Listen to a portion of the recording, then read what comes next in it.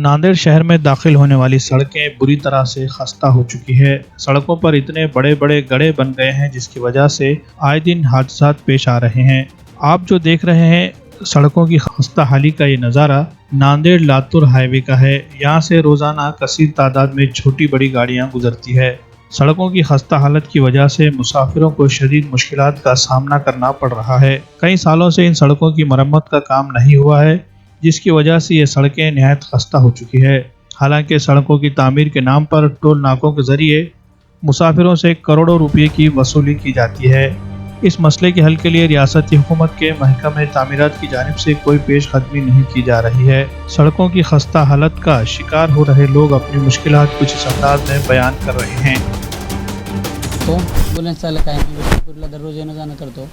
ते रस्ता खूपच घाण आहे सर, आणि या रस्त्यामुळं गाडीचे पाटे तुटून चालले। पेशंट असेल तर पेशंटचीही परेशानी व्हायली, उलट मणक्याचे आजार वाढालेत, आमचे पाठीचे मणके पण दुखायलेत या रस्त्यानं चालण्यानं। असं खूपच त्रास आहे तर एकदम तारेवरचं कसरत करावं लागते या रस्त्याने येणं जाणं म्हणलं तर।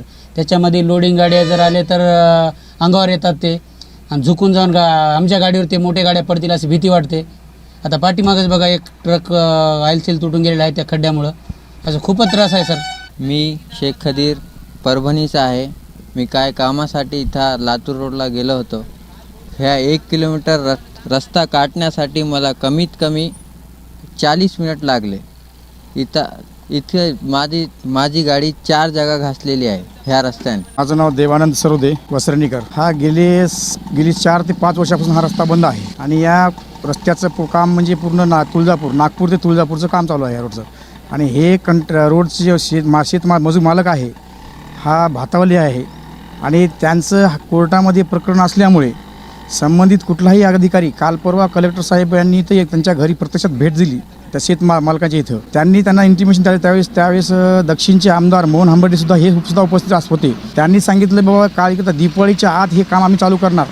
अजूनही दिवाळी संपून चालली पण अजूनही या रोडचं गत्यंतर काम होत नाही, आणि माझ्या एक्झॅक्ट घरासमोर माय लेकरांचा जागेवर मृत्यू झालेला आहे, म्हणजे या रोडच्या खड्ड्याच्या वरतीने। आणि खड्ड्यामध्ये पाणी पावसाच्या याच्यामध्ये वरतीमध्ये म्हणजे खड्डा आहे किंवा न आहे किंवा रोड आहे हे सुद्धा नागरिकांना कळत नाही। हाल अपेष्टा होतात, आणि गाड्यांची एवढी अफाट नुकसान होते या ठिकाणी की संबंधित अधिकाऱ्यांनी ज्यांनी हे रोडचं कंस्ट्रक्शन बंद करण्याचं काम केलं आहे रोडचं, संबंधितावर गुन्हे दाखल करून तात्काळ ही रोड चालू करण्यात यावा। आणि याच्यामुळे कुठल्याही नागरिकांना गैरसोय होणार नाही किंवा वाहन चालकाला सुद्धा त्रास होणार नाही, आणि याच्यामध्ये ॲक्सिडेंटचं प्रमाणसुद्धा घडणार नाही।